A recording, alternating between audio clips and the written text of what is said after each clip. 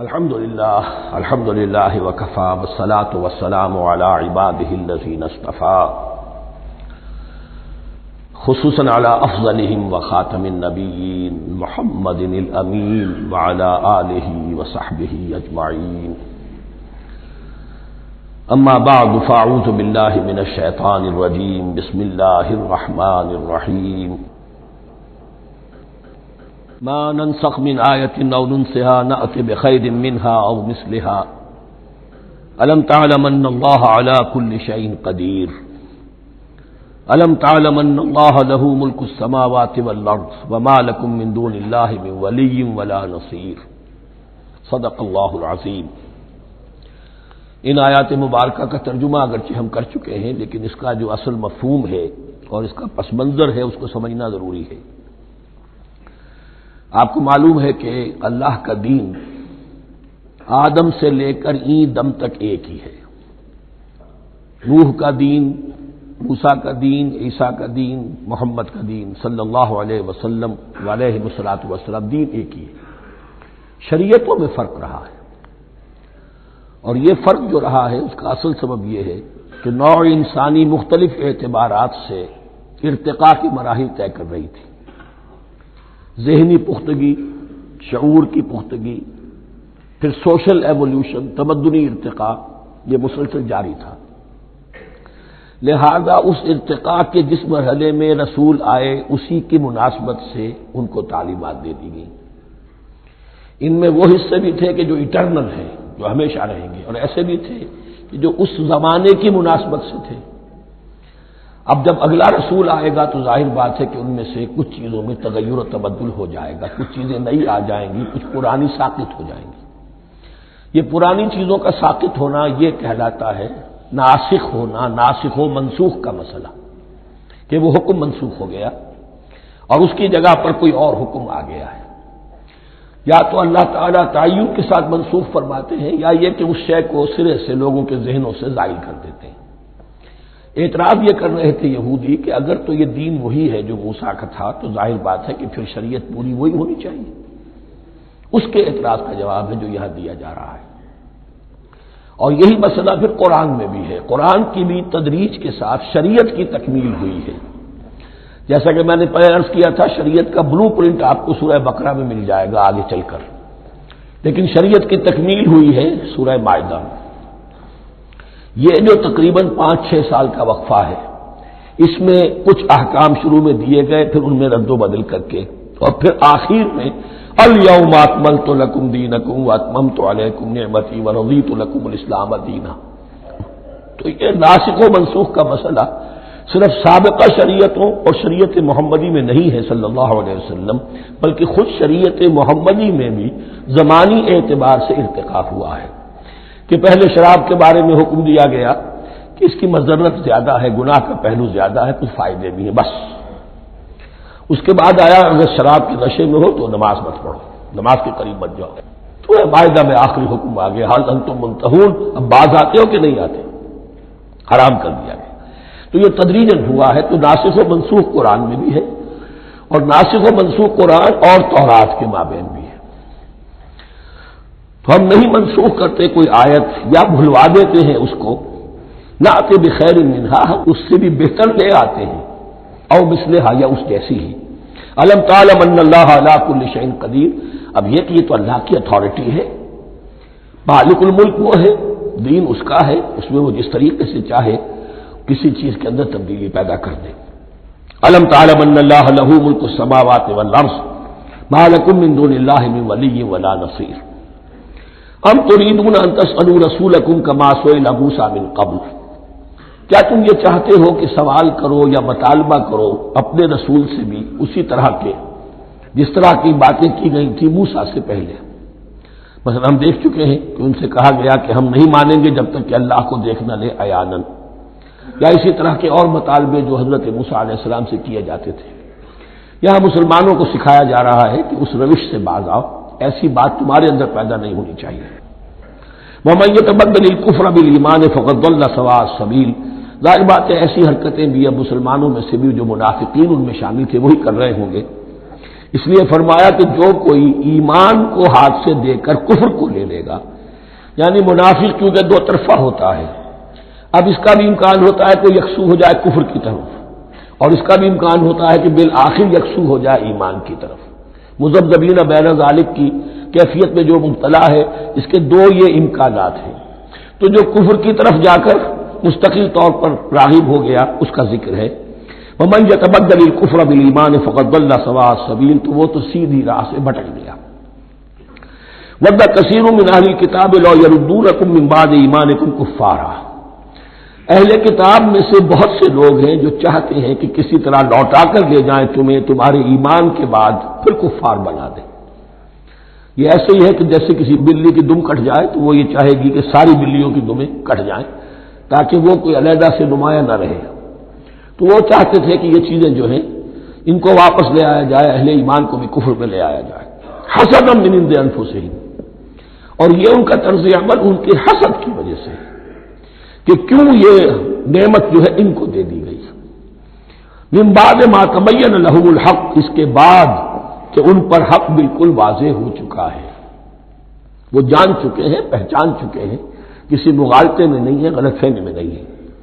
فاعفوا واصفحوا، یہ بہت اہم ہے مقام۔ تو اے مسلمانوں تم معاف کرتے رہو اور صرف نظر سے کام لو۔ اس کا اصل مطلب کیا ہے؟ ابھی تو چونکہ مدنی دور کا آغاز ہو رہا ہے، ابھی کشمکش کے اور کشاکش کے اور مقابلے کے اور تصادم کے بڑے سخت مراحل آ رہے ہیں۔ کیونکہ تمہارا سب سے پہلا جو محاذ ہے وہ تو کفار مکہ کے خلاف ہے، سب سے بڑھ کر وہی آئیں گے، تم پر حملے کریں گے، جنگیں ہوں گی۔ تو فوری طور پر یہ جو آستین کے سانپ ہیں ان کو ابھی چھیڑو مت، جب تک یہ پڑے رہیں ڈورمنٹ، انہیں پڑا رہنے دو۔ ایک وقت آئے گا یہاں یوں سمجھیے کہ یہ حکم دیا رہا ہے فی الحال انہیں چھیڑو مت، ان کے طرز عمل کے بارے میں زیادہ توجہ نہ دو، فاعفو، معاف کرتے رہو، درگزر کرتے رہو۔ اور وصفحو کہتے ہیں، صفا کہتے ہیں ایک طرف کا، یہ صفا ہے، یہ ورق ہے، صرف نظر کر لینا، دیکھا اندیکھا کر لینا، نظر انداز کر دینا، حتی یاتی اللہ بامرہ، یہاں تک کہ اللہ اپنا فیصلہ لے آئے۔ ایک وقت آئے گا کہ پھر مسلمانوں کو غلبہ آخری حاصل ہو جائے گا، اور جب جو یہ باہر کے دشمن ہیں ان سے تم نمٹ لو گے، پھر یہ کہ ان اندرونی دشمنوں کے خلاف بھی تمہیں اب آزادی دی جائے گی کہ ان کو بھی ان کے کیفر کردار تک پہنچا دو۔ ان اللہ علی کل شیء قدیر، یقیناً اللہ ہر چیز پر قادر ہے۔ واقیموا الصلاۃ وآتوا الزکاۃ، نماز قائم رکھو، زکوٰۃ دیتے رہو۔ وما تقدموا لانفسکم من خیر تجدوہ عند اللہ، اور جو کچھ بھی تم خیر میں سے، بھلائی میں سے اپنے لیے آگے بھیجو گے، کوئی مال خرچ کر رہے ہو تو خرچ کہاں ہو گیا؟ وہ تو اللہ کے ہاں ڈپازٹ ہو گیا، جمع ہو گیا۔ وما تقدموا لانفسکم من خیر تجدوہ عند اللہ، اسے اللہ کے پاس پاؤ گے۔ ان اللہ بما تعملون بصیر، یقیناً جو کچھ تم کر رہے ہو اللہ اسے دیکھ رہا ہے۔ وقالوا لن يدخل الجنة الا من كان هودا او نصارى، اب دیکھیں جب یہ نئی امت اب تشکیل پا رہی ہے تو یہودی اور نصرانی جو ایک دوسرے کے دشمن تھے مسلمانوں کے مقابلے میں جمع ہو گئے، انہوں نے کہنا یہ شروع کیا وقالوا لن يدخل الجنة، ہرگز نہیں داخل ہوگا جنت میں الا من كان هودا او نصارى، سوائے اس کے جو یا تو یہودی ہو یا نصرانی ہو۔ جیسے ہمارے ہاں بھی ہوتا ہے، اہل حدیث کے مقابلے میں دیوبندی بریلوی جمع ہو جائیں گے، چاہے وہ آپس میں ایک دوسرے کے ساتھ جو بھی ان کا بیر ہے وہ اپنی جگہ ہے۔ اسی طریقے سے اہل تشیع کے مقابلے میں شاید اور جو ہے اہل سنت کے لوگ جمع ہو جائیں۔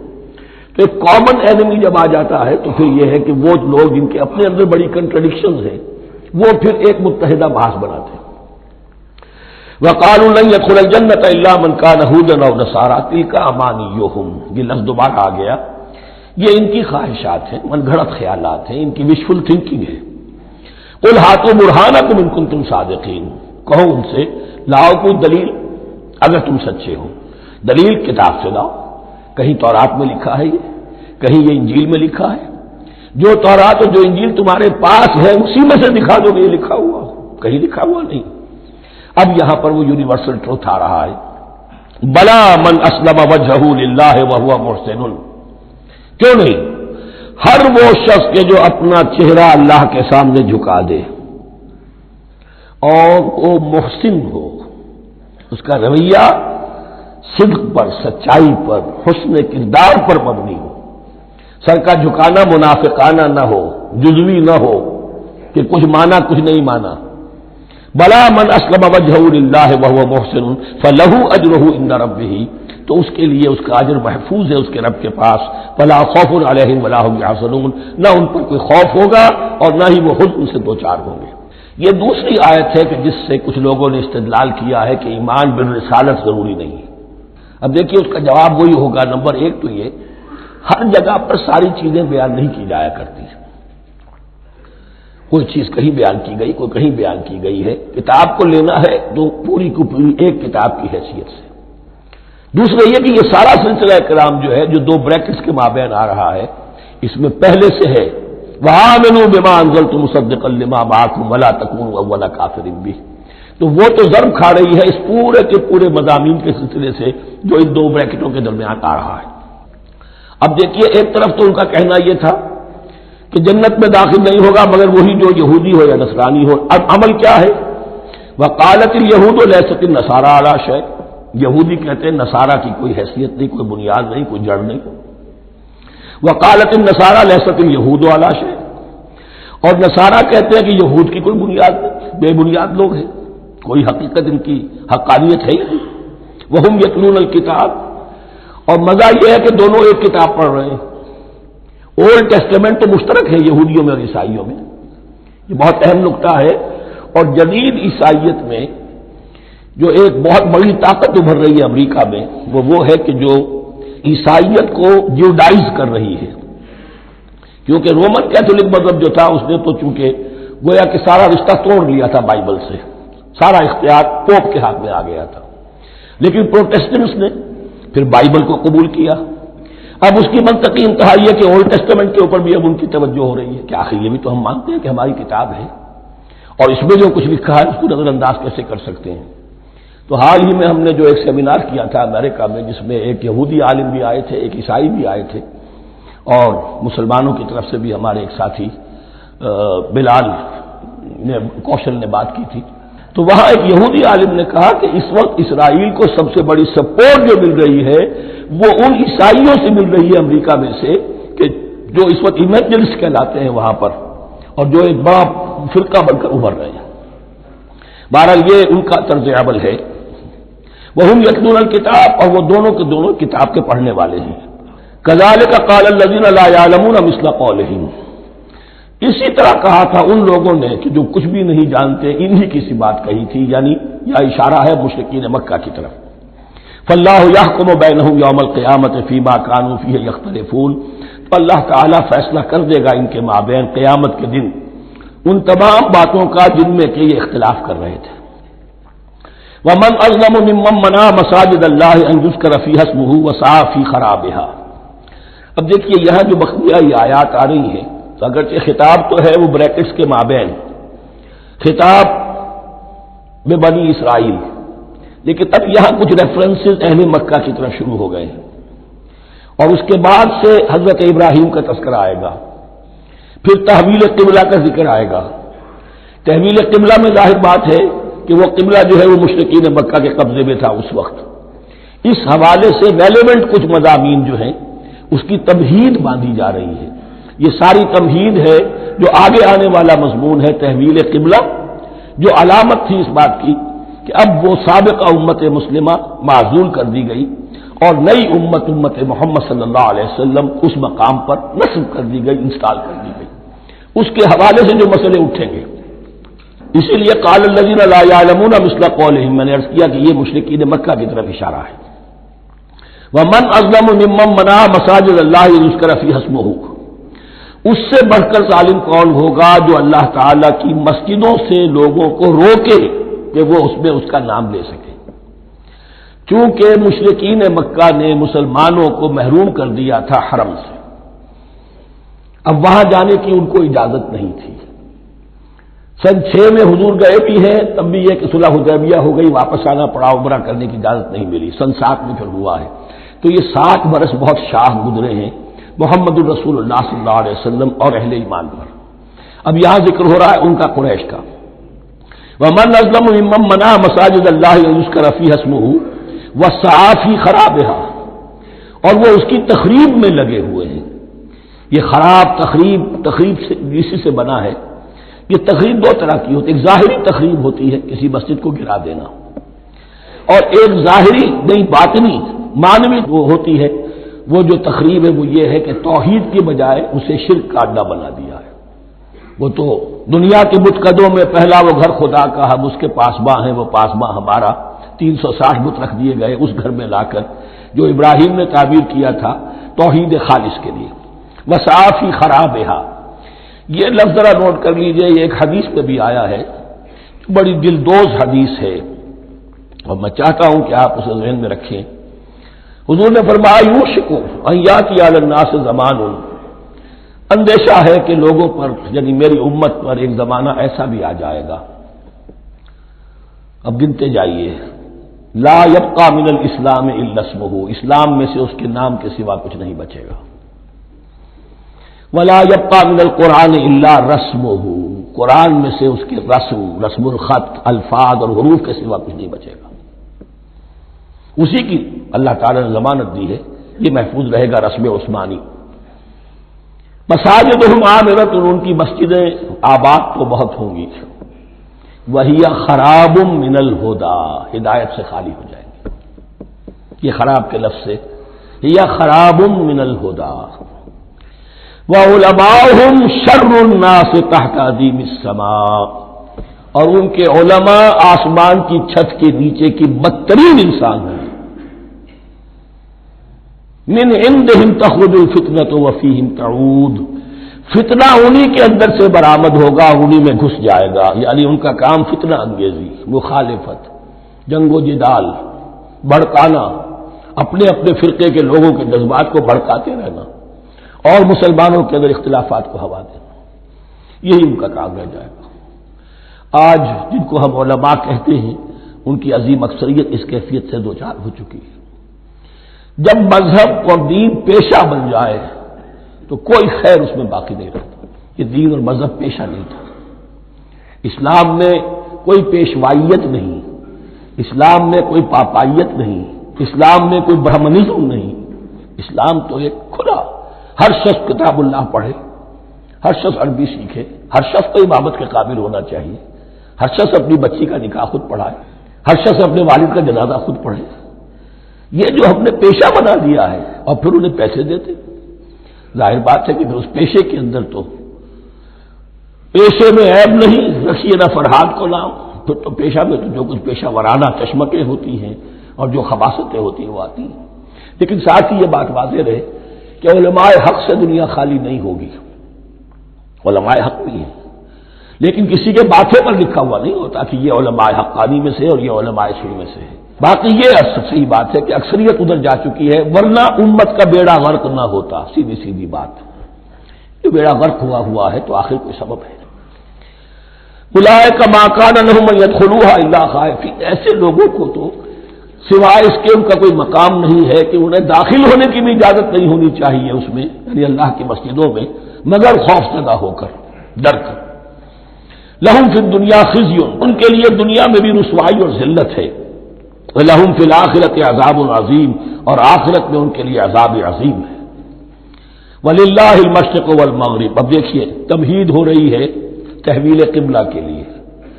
اب ظاہر بات ہے کہ بڑی حساس جو ہے وہ ایک کیفیت تھی یہ، تو یروشلم کے ساتھ جن کو دلچسپی تھی اور ان کے دلوں میں اس کی عقیدت تھی، مکہ مکرمہ اور بیت اللہ کے ساتھ جن کو دلچسپی تھی اور ان کے دلوں میں اس کی عقیدت تھی، تو اس حوالے سے یہ قبلہ بدلنا، اور 2 دفعہ بدلا ہے قبلہ، پہلے آ کے مدینے میں حضور نے یروشلم کی طرف 16 مہینے نماز پڑھی اور پھر تحویل قبلہ ہوا، تو اب اس میں کئی امتحان ہو گئے، وہ آگے آ جائے گا، لیکن اس کی تمہید باندھی جا رہی ہے۔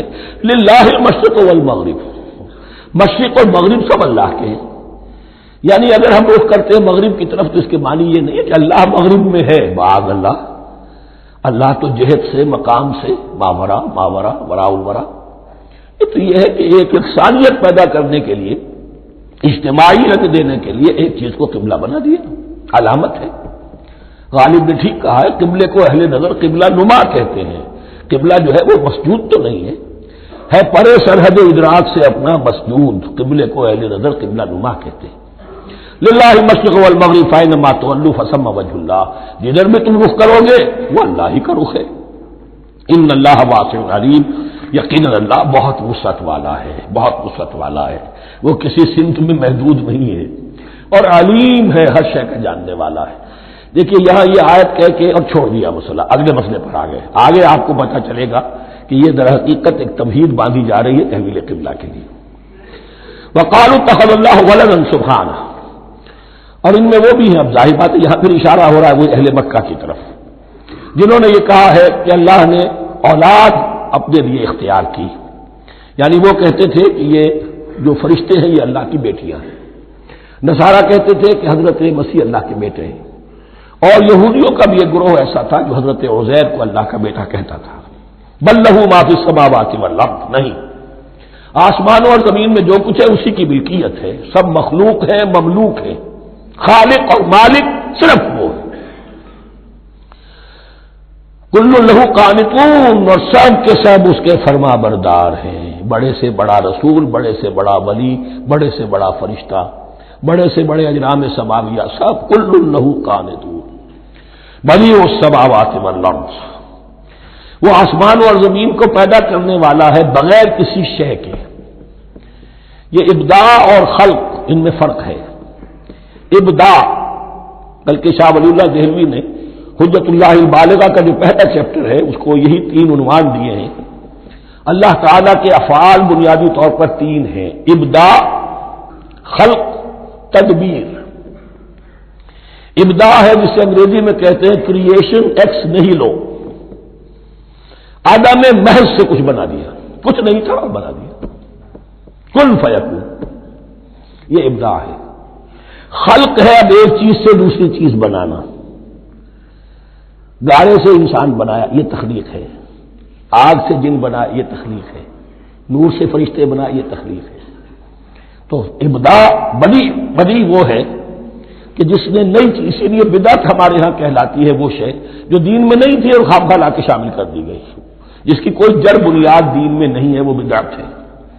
اس سے یہ لفظ بدیع السماوات والارض، وَإِذَا قَضَىٰ أَمْرًا فَإِنَّمَا يَقُولُ لَهُ كُن فَيَكُونُ، اس کی شان تو یہ ہے کہ جب وہ کسی معاملے کا فیصلہ کر لیتا ہے تو بس کہتا ہے کہ ہو جا، اور وہ ہو جاتی ہے۔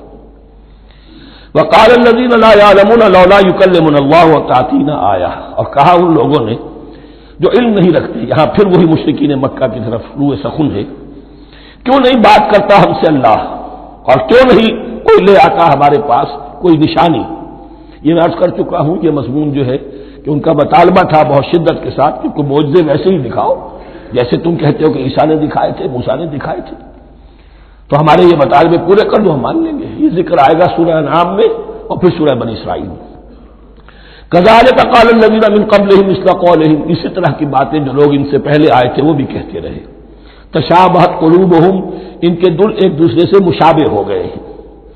قد بینا الآیات لقوم یوقنون، اور ہم نے تو اپنی آیات کو واضح کر دیا ہے ان لوگوں کے لیے جو یقین کرنا چاہیں۔ انا ارسلناک بالحق بشیرا ونذیرا، اے نبی ہم نے آپ کو بھیجا ہے حق کے ساتھ بشیر اور نذیر بنا کر۔ بنیادی حیثیت آپ کی یہ ہے کہ آپ اہل حق کو بشارت دیں، فراح و ریحان و جنت النعیم، فسلام لک من اصحاب الیمین، یہ بشارت دیجیے۔ اور جو غلط راستے پر جائیں، کفر کریں، منافقت میں مبتلا ہوں، ملحد ہوں اور بدعملی کریں، ان کو آپ خبردار کر دیجئے کہ جہنم ان کے لیے تیار کر دی گئی ہے۔ آپ کا کام دعوت ہے، ابلاغ ہے، تبلیغ ہے، نصیحت ہے۔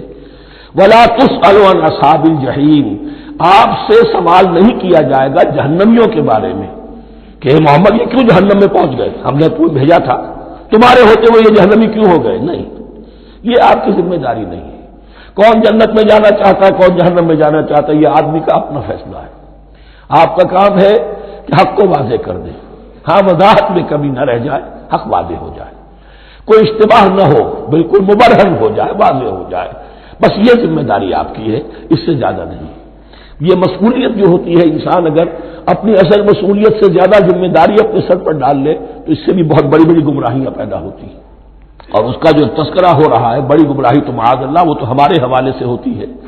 ہمارے ہاں کی بہت سی جماعتیں جو ہیں اسی طرح کی غلطیوں کی وجہ سے وہ غلط راستوں پر پڑ گئی، پوری تحریکیں برباد ہو گئی۔ لیکن یہاں بھی حضور کا معاملہ کیا ہو رہا تھا کہ حضور چاہتے تھے کہ کسی طرح یہ علماء یہود ایمان لے آئے۔ بہرحال حضور کے دل میں رغبت، آخر مکے میں آپ تھے تو دعائیں مانگتے تھے، اے اللہ عمرو ابن ہشام اور عمر ابن خطاب میں سے کسی ایک کو تو میری جھولی میں ڈال دے۔ تو اسی طرح کی دعا آپ نے کی ہوگی۔ فرمایا وَلَن تَرْضَىٰ عَنكَ الْيَهُودُ وَلَا النَّصَارَىٰ حَتَّىٰ تَتَّبِعَ مِلَّتَهُمْ۔ اے نبی کسی مغالطے میں نہ رہیے، ہرگز راضی نہیں ہوں گے آپ سے نہ یہ یہودی اور نہ نصرانی، جب تک کہ آپ پیروی نہ کریں ان کی ملت کی۔ لہذا امید منقطع کر لیجیے، اس لیے کہ زیادہ امید ہو تو مایوسی ہو جاتی ہے۔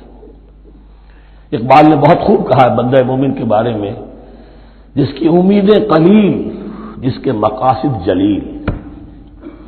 مقصد اونچا لیکن امید قلیل رکھیے، اللہ چاہے گا تو ہو جائے گا، نہیں چاہے گا تو میرا کام تو اپنی حد تک اپنا فرض ادا کر دینا ہے۔ اس سے زیادہ کی جو ہے خواہش اپنے دل میں پالیں گے، کسی اجرت پسندی میں گرفتار ہو جائیں گے، کہیں دائیں بائیں ہک اور کرک کے ذریعے سے کہیں پہنچنے کی کوشش کریں گے اور اپنے آپ کو بھی برباد کر دیں گے۔ لن ترضى عنك اليهود ولا النصارى حتى تتبع ملتهم قل ان هدى الله هو الهدى، کہہ دیجئے دیکھو ہدایت تو ہے اللہ کی ہدایت۔ ولئن اتبعت اهواءهم، اور نبی آپ بھی کان کھول کر سن لیں، اگر آپ نے ان کی خواہشات کی پیروی کی، یہاں ہم جوڑ دیں گے الفاظ بالفرض بفرض محال، اگر آپ نے ان کی خواہشات کی پیروی کی کہ کچھ چلو لے دو کر معاملہ کر لو، کچھ ان کی بات مانو، کچھ اپنی بات منوا لو۔ یہ مکے میں بھی قریش کی طرف سے بھی آیا تھا کہ کچھ اپنی بات منوا لیجیے، کچھ ہماری بات کمپرومائز کیجیے۔ اب ظاہر بات ہے کہ یہاں اب یہود کے ساتھ یہی معاملہ ہے۔ وَلَئِنِ اتَّبَعْتَ أَهْوَاءَهُمْ بَعْدَ الَّذِي جَاءَكَ مِنَ الْعِلْمِ مَا لَكَ مِنَ اللَّهِ مِنْ وَلِيٍّ وَلَا نَصِيرٍ، اور اگر بفرض محال آپ نے پیروی کی ان کی خواہشات کی، اس کے بعد کہ آپ کے پاس علم آ چکا، تو نہیں ہوگا کوئی بھی اللہ کے مقابلے میں آپ کے لیے کوئی مددگار یا حمایتی۔ معاذ اللہ معاذ اللہ، حق کی تلوار بڑی ننگی ہے، اور یہاں اللہ کا عدل یہ فرد سے فرد تک بدلتا نہیں ہے، نہ امت سے امت کی طرف بدلے گا۔ قوم اور کسی اور قوم سے ایک معاملہ، کسی دوسری قوم سے کوئی اور معاملہ نہیں۔ اللہ کے اصول ہیں، اللہ کے قوانین ہیں، اس کی فطرت ہے، فطرت اللہ التی فطر الناس علیہا، پھر یہ کہ اس کی سنت ہے، لن تجد لسنت اللہ تحویلا ولن تجد لسنت اللہ تبدیلا۔ الذین آتیناہم الکتاب یتلونہ حق تلاوتہ، وہ لوگ کہ جنہیں ہم کتاب دیتے ہیں وہ اس کی تلاوت کرتے ہیں جیسا کہ اس کی تلاوت کا حق ہے۔ اس پر میں نے اپنے کتابچے میں بحث کی ہے، تلاوت کا اصل حق کیا ہے۔ مسلمانوں پر قرآن مجید کے حقوق نامی کتابچہ، اب یہاں پہ تفصیل سے بیان کرنے کا وقت نہیں ہے، لیکن ایک بات جان لیجیے کہ تلاوت کا لفظ جو قرآن کے لیے قرآن نے اختیار کیا یہ بڑا ذو معنیین ہے۔ تلا یتلو ہم اسے بھی کہتے ہیں پڑھنا، اور تلا یتلو کسی کے پیچھے پیچھے چلنے کو کہتے ہیں۔ والشمس وضحاها والقمر اذا تلاها، سورج کے بعد پیچھے آتا ہے چاند۔ تو یتلو کے معنی کیا ہے؟ when you are reading the book you are following the text۔ بعض لوگوں کو دیکھا ہوگا انگلیوں کی چلتی ہے ساتھ ساتھ، وہ بیچارے جو زیادہ ماہر نہیں ہیں تو تاکہ نگاہ ادھر سے ادھر نہ ہو جائے، ایک سطح سے دوسری سطح پر نہ پہنچ جائے، انگلی بھی ساتھ ساتھ پھیرتے ہیں، تو فالوئنگ دی ٹیکسٹ۔ لیکن اس تلاوت کا اصل حق کیا ہوگا؟ جب آپ اس کتاب کو فالو کریں، اسے اپنا امام بنائیں، اس کے پیچھے چلیں، اس کا اتباع کریں، اس کی پیروی کریں، جس کی کہ دعا ہم کرتے ہیں وَاجْعَلْهُ لَنَا إِمَامًا وَنُورًا وَهُدًى وَرَحْمَةً، تو اللہ تو بنائے گا ہمارا امام اس کو اسی وقت جب کہ ہم فیصلہ کر لیں کہ ہم اس کتاب کے پیچھے چلیں گے۔ الذین آتیناہم الکتاب یتلونہ حق تلاوتہ اولئک یؤمنون بہ، جو اللہ کی کتاب کی تلاوت کا حق ادا کرے اور اس کی پیروی بھی کرے، وہی ہے جو اس پر ایمان رکھتے ہیں۔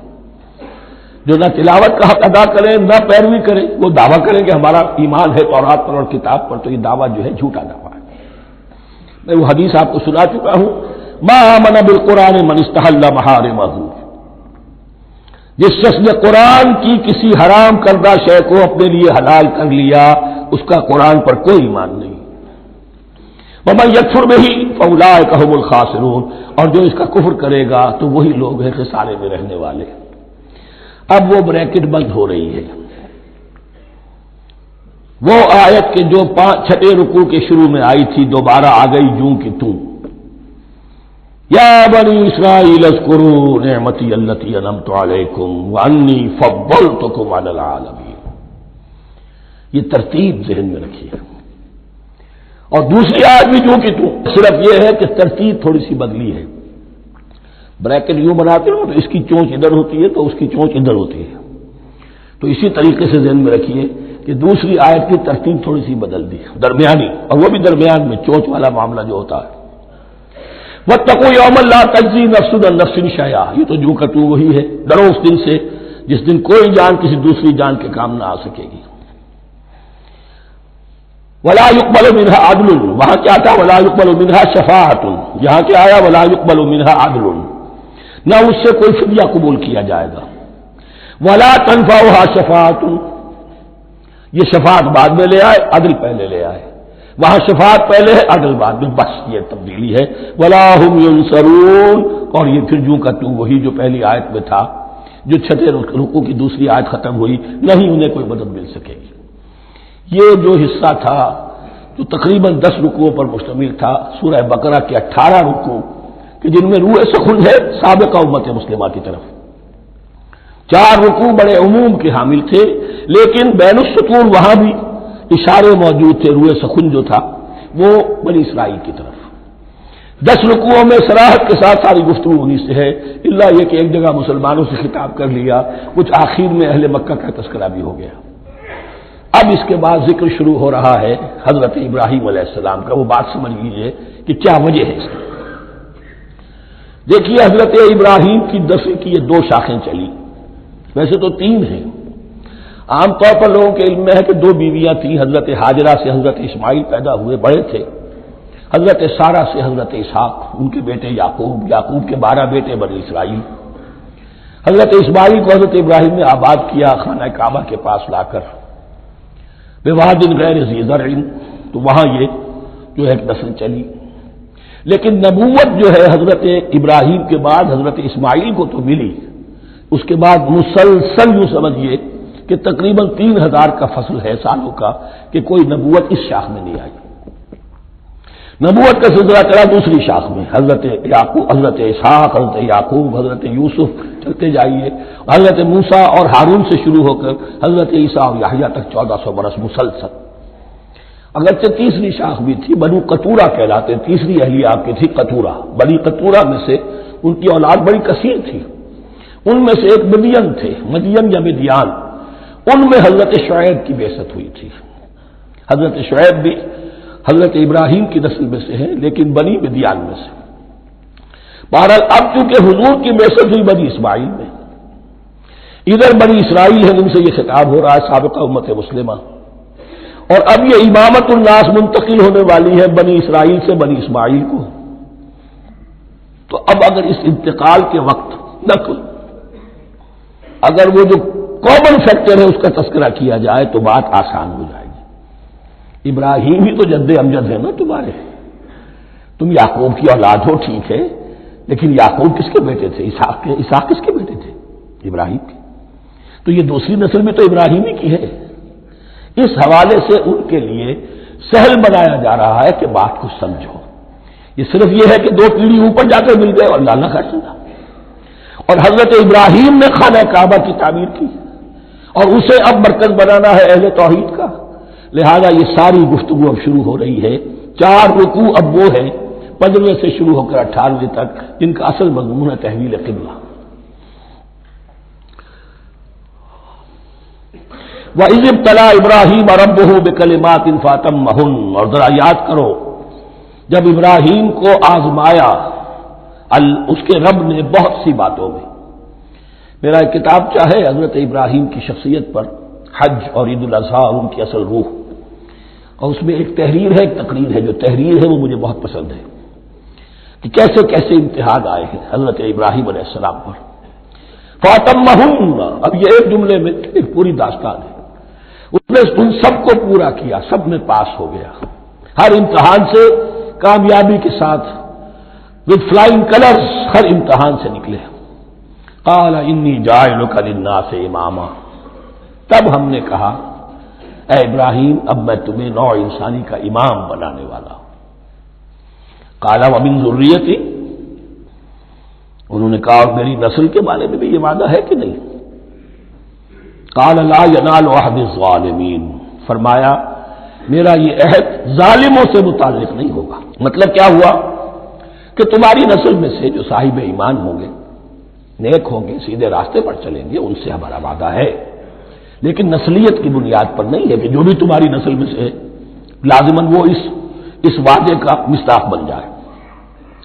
وَإِذْ جَعَلْنَا الْبَيْتَ مَثَابَةً لِلنَّاسِ وَأَمْنًا، اور یاد کرو جب کہ ہم نے گھر کو، اپنے گھر کو، بیت اللہ کو قرار دے دیا لوگوں کے لیے زیارت کی جگہ، لوٹ کے آنے، لوٹ کر آؤ، حج کرو. مثابۃ للناس وامنا، اور اسے امن کا گھر قرار دے دیا. واتخذوا من مقام ابراہیم مصلی، اور ہم نے حکم دیا کہ مقام ابراہیم کو اپنی جائے نماز بنا لو، نماز پڑھنے کی جگہ بنا لو.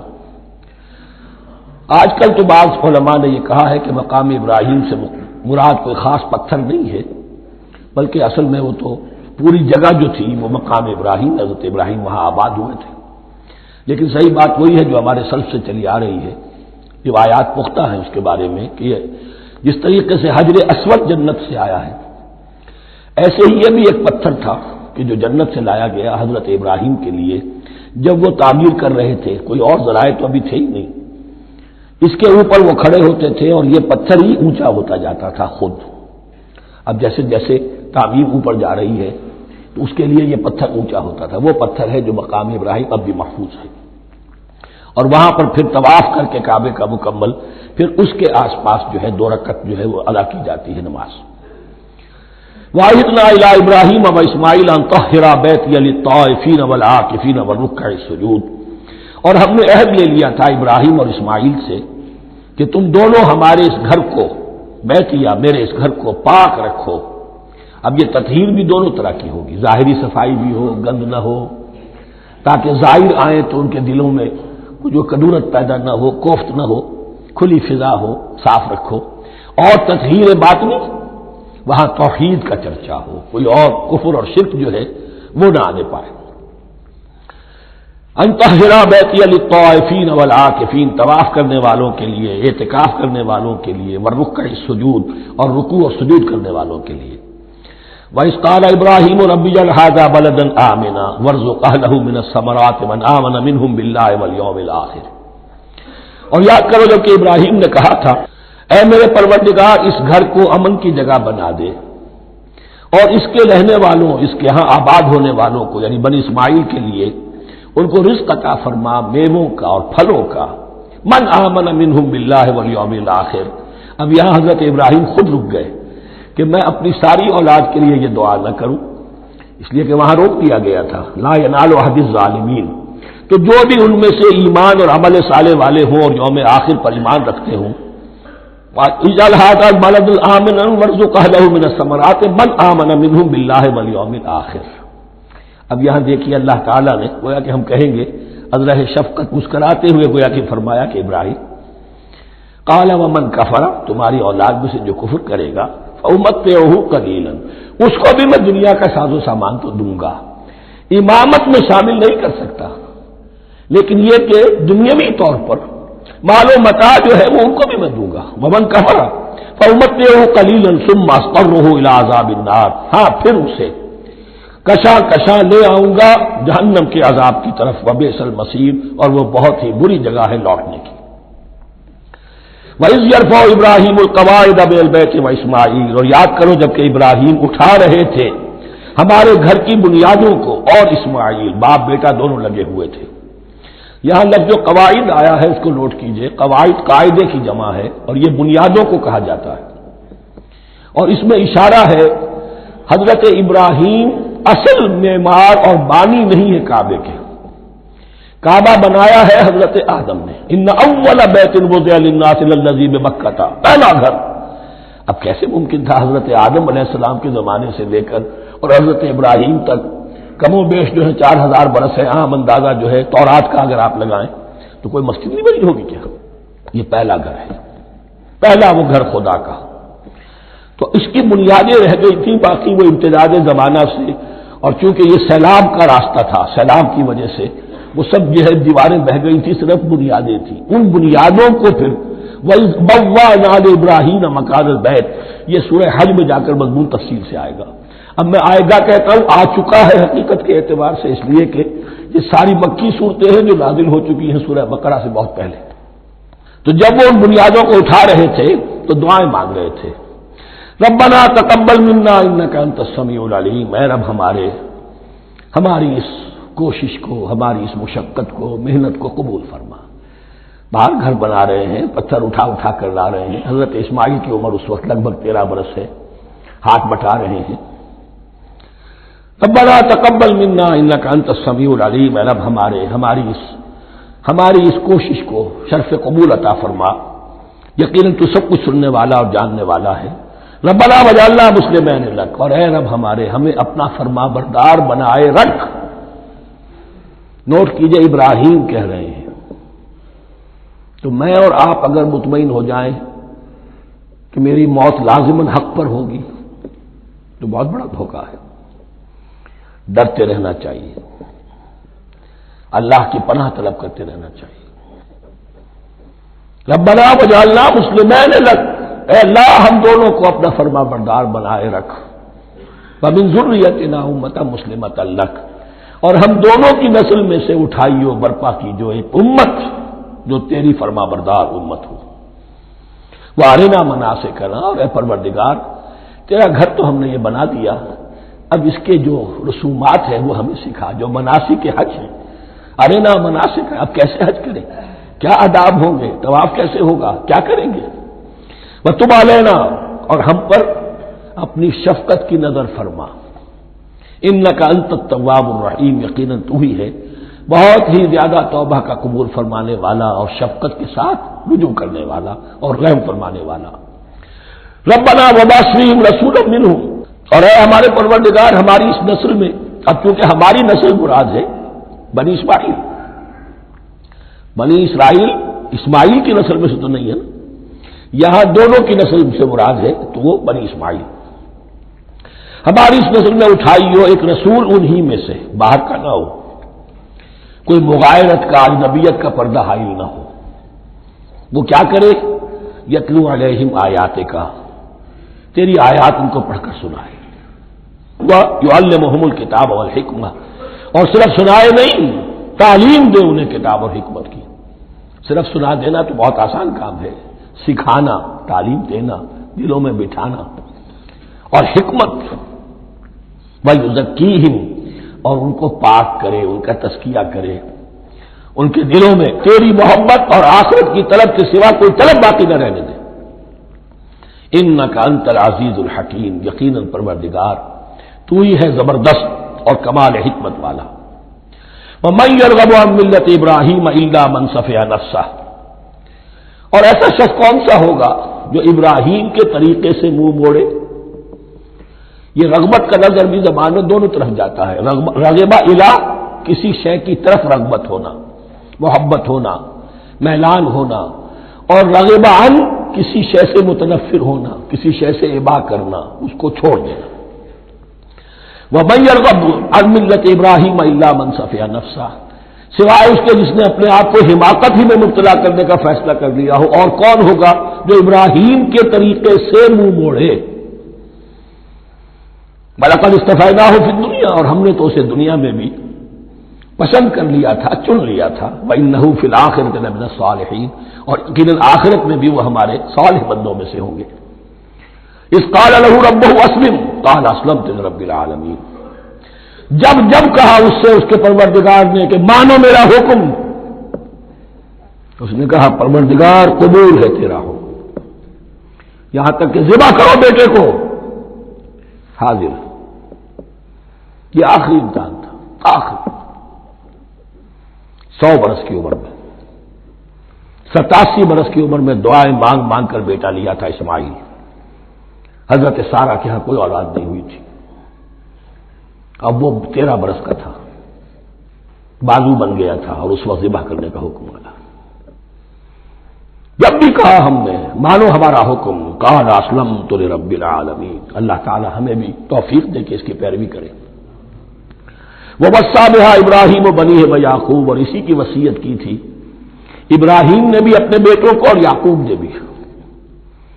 یا بنیہ، وہ کیا کی نصیحت ہے میرے بیٹو، ان اللہ اصطفیٰ لکم الدین، دیکھو اللہ نے تمہارے لیے دین کو پسند فرما لیا ہے۔ کون سا دین؟ فلا تموتن الا وانتم مسلمون، اور دیکھنا موت نہ آنے پائے مگر فرما برداری کی حالت میں۔ یہی بات آئے گی سورہ آل عمران میں مسلمانوں سے خطاب کر کے، یا ایھا الذین آمنوا اتقوا اللہ حق تقاتہ ولا تموتن الا وانتم مسلمون، اور ان الدین عند اللہ الاسلام ومن یبتغ غیر الاسلام دینا فلن یقبل منہ۔ ام کنتم شہداء اذ حضر یعقوب الموت، کیا تم اس وقت موجود تھے جب یعقوب کی موت کا وقت آیا؟ جب آدم کی یعقوب پر موت، یہ لفظی ترجمہ ہوگا، اذ حضر یعقوب الموت اذ قال لبنیہ ما تعبدون من بعدی، حضرت یعقوب نے اپنے سارے بیٹوں کو جمع کیا، 12 کے 12، اور مصر میں پہنچ چکے تھے یہ حضرت یوسف علیہ السلام کے ذریعے سے، جو سورہ یوسف میں ساری کہانی آئے گی، وہاں انتقال ہوا۔ تو انہوں نے اپنے بیٹوں کو جمع کیا، اس قال لبنیہ ما تعبدون من بعدی، میرے بعد تم کس کی پوجا کرو گے، کس کی پرستش کرو گے؟ یہ بات نہیں تھی کہ انہیں معلوم نہیں تھا، لیکن یہ کہ ایک میثاق، قول و قرار اور پختہ کرنے کے لیے۔ قالوا نعبد الہک و الہ آبائک ابراہیم و اسماعیل و اسحاق، کہا کہ ہم پوجیں گے، بندگی کریں گے، پرستش کریں گے آپ کے معبود کی اور آپ کے آبا ابراہیم، اسماعیل اور اسحاق کے معبود کی، اور یہ کوئی مختلف معبود نہیں ہے، الہ واحد، وہ تو ایک ہی الہ ہے۔ وَنَحْنُ لَهُ مُسْلِمُونَ، ہم اس کے لیے اس کے سامنے سر جھکاتے ہیں، اسی کی فرما برداری کا اقرار کرتے ہیں۔ تِلْكَ أُمَّةٌ قَدْ خَلَتْ، یہ آیت 2 مرتبہ آئے گی اسی رکوع میں۔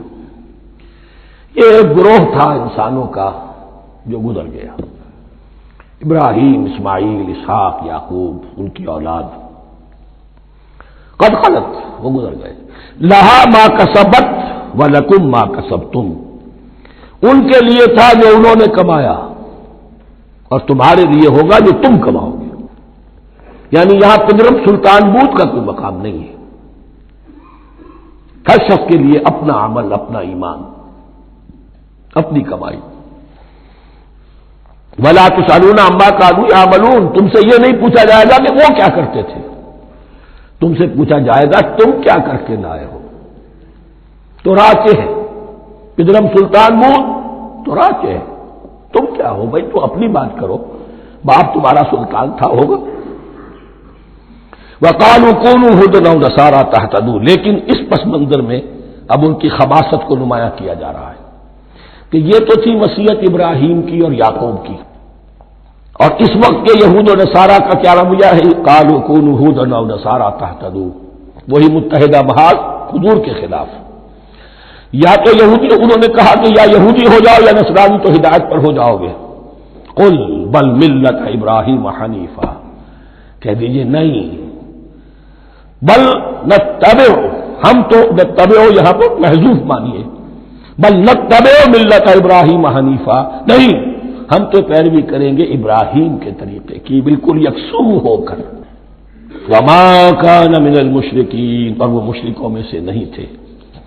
قولوا آمنا باللہ، اب یہاں مسلمانوں کو حکم دیا جا رہا ہے، دیکھو تم ان کے جو کچھ وہ کہتے ہیں اس کے جواب میں تم یہ کہو، قولوا کہو آمنا باللہ، ہم ایمان رکھتے ہیں اللہ پر، وما انزل الینا، اور جو کچھ نازل کیا گیا ہماری جانب، وما انزل الی ابراہیم و اسماعیل و اسحاق و یعقوب، اور جو کچھ نازل کیا گیا ابراہیم اور اسماعیل اور اسحاق اور یعقوب کی طرف، والاسباط اور ان کی اولاد کی طرف، وما اوتی موسیٰ و عیسیٰ، اور جو کچھ دیا گیا موسیٰ کو اور عیسیٰ کو، وما اوتی النبیون من ربہم، اور جو کچھ دیا گیا تمام نبیوں کو ان کے رب کی طرف سے، لا نفرق بین احد منہم، ہم ان میں سے کسی کے مابین تفریق نہیں کرتے، ہم سب کو مانتے ہیں۔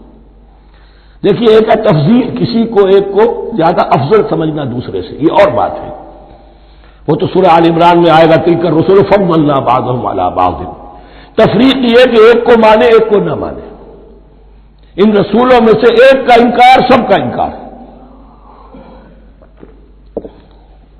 لا نفرق بین احد منہم ونحن له مسلمون، اور ہم نے تو اسی کی فرما برداری کا قلادہ اپنی گردن میں ڈال دیا ہے۔ فَإِنْ آمَنُوا بِمِثْلِ مَا آمَنْتُمْ، پھر اے مسلمانوں اگر یہ بھی ایمان لائیں یہود اور نصارہ بالکل اسی طرح جیسے تم ایمان لائے ہو، نو کمپرومائز، ٹھیک ٹھیک وہی دین اختیار کریں، وہی راستہ جو کہ محمد کے ذریعے سے تمہیں دیا گیا صلی اللہ علیہ وسلم، فَإِنْ آمَنُوا بِمِثْلِ مَا آمَنْتُمْ بِهِ فَقَدِ اهْتَدَوْا، تب وہ ہدایت پر ہوں گے۔ وَإِنْ تَوَلَّوْا، اور اگر وہ پیٹھ موڑ لے، فَإِنَّمَا هُمْ فِي شِقَاقٍ، تو اس کے معنی یہ ہے کہ وہ زدم زدہ میں اور دشمنی کے اندر وہ مبتلا ہو چکے ہیں۔ فَسَيَكْفِيكَهُمُ اللَّهُ، تو اے نبی آپ کے لیے ان کے مقابلے میں اللہ کافی رہے گا، آپ فکر نہ کریں، آپ کسی کمپرومائز کی دعوت کی طرف توجہ ہی نہ دیں، کچھ دو کا معاملہ سوچیں بھی نہ، ان کی مخالفتوں سے آپ مرعوب نہ ہوں، ان کی دھمکیوں کا کوئی اثر نہ دیں۔ فَسَيَكْفِيكَهُمُ اللَّهُ، اللہ کافی رہے گا آپ کے لیے ان سب کے مقابلے میں۔ وَهُوَ السَّمِيعُ الْعَلِيمُ، اور یقیناً وہ سب کچھ سننے والا اور جاننے والا ہے۔ ایسا نہیں ہے کہ اسے معلوم نہ ہو کہ آپ اس وقت کن حالات میں ہیں، کیسی مشکلات میں ہیں، کس طرح کی نازک صورتحال دن بدن جو ہے شکل بدل رہی ہے، لیکن آپ قائم ہیں۔ یہ ہے جگہ جہاں پر خون پڑا ہوا ہے، اس نسخے میں جو حضرت عثمان تلاوت فرما رہے تھے، اور اس وقت باغیوں نے انہیں شہید کیا ہے، ان کی زوجہ محترمہ نائلہ انہوں نے بچانا چاہا ہے تو ان کی انگلیاں کٹ گئیں، اور خون جو ہے وہ فَسَيَكْفِيكَهُمُ اللَّهُ، ان الفاظ پر وہ خون پڑا ہے، وہ دباب بھی موجود ہے۔ وَهُوَ السَّمِيعُ الْعَلِيمُ، اور وہ سب کچھ سننے والا اور جاننے والا ہے۔ صبغۃ اللہ، کیا معنی یہاں پر بھی ایک آپ کو محذوف ماننا ہوگا، اخترنا صبغۃ اللہ، ہم نے تو اختیار کر لیا ہے اللہ کے رنگ کو۔ وَمَنْ أَحْسَنُ مِنَ اللَّهِ صِبْغَةً وَنَحْنُ لَهُ عَابِدُونَ، اور اللہ سے بہتر رنگ کس کا ہوگا، اور ہم تو بس اسی کی بندگی، اسی کی پرستش کرنے والے ہیں۔ قُلْ أَتُحَاجُّونَنَا فِي اللَّهِ وَهُوَ رَبُّنَا وَرَبُّكُمْ، اے نبی ان سے کہیے کہ کیا تم ہم سے محاجہ کر رہے ہو، حجت بازی کر رہے ہو، جھگڑ رہے ہو، دلیل بازی کر رہے ہو اللہ کے بارے میں؟ وَهُوَ رَبُّنَا وَرَبُّكُمْ، وہ تو ہمارا رب بھی ہے تمہارا رب بھی ہے، رب تو ایک ہے، رب بھی ایک، اس کا دین بھی ایک، ہاں شریعتوں میں فرق ہوا ہے۔ قُلْ أَتُحَاجُّونَنَا فِي اللَّهِ وَهُوَ رَبُّنَا وَرَبُّكُمْ وَلَنَا أَعْمَالُنَا وَلَكُمْ أَعْمَالُكُمْ، رب تو ہمارا بھی وہ تمہارا بھی وہ، البتہ ہمارے لیے ہوں گے ہمارے عمل، تمہارے لیے ہوں گے تمہارے عمل۔ وَنَحْنُ لَهُ مُخْلِصُونَ، اور ہم تو اس کے لیے اپنے آپ کو خالص کر لینے والے ہیں۔ یہ ذرا 3 الفاظ یہاں پہ نوٹ کر لیجئے، یہ میرے اور آپ کے لیے لمحہ فکریہ ہیں۔ نحن لہو مسلمون، 136ویں آیت اس پر ختم ہوئی، ہم اس کے سامنے سر تسلیم خم کرتے ہیں، ان میں سے تو ہم بھی شامل ہیں۔ نحن لہو عابدون، آیت نمبر 138، ہم اس کی بندگی کرنے والے ہیں، اسی کی بندگی کرنے والے ہیں۔